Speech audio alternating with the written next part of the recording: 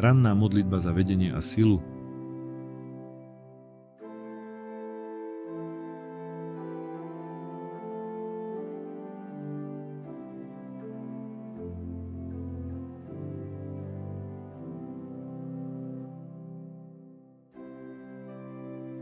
Drahý Pane, s pokorným srdcom prichádzam k Tebe v toto nové ráno a prosím ťa o Tvoju pomoc a vedenie.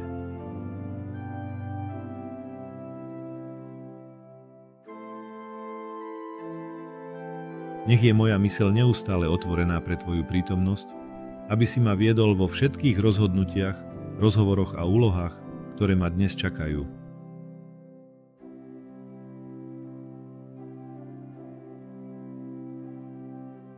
Uč ma nasledovať Tvoj príklad, Ježiš, a prejavovať lásku a pochopenie voči všetkým, ktorých dnes stretnem, priateľom aj neznámym ľuďom.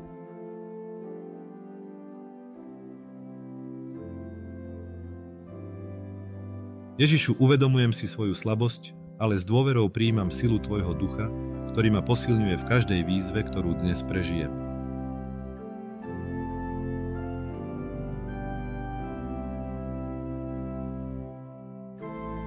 Ďakujem Ti za Tvoje zasľúbenie, že nikdy nebudem sám, že ma budeš viesť a ochraňovať, lebo Ty si ten istý včera, dnes i na veky.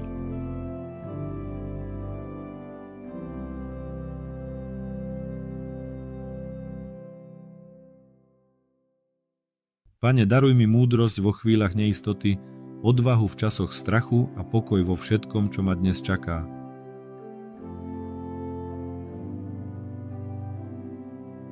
Nech je môj život odrazom Tvojej lásky.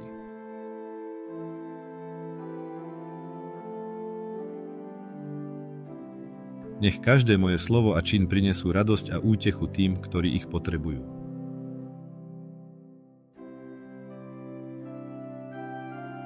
Daj mi prosím silu odpúšťať a srdce ochotné slúžiť s pokorou. Amen.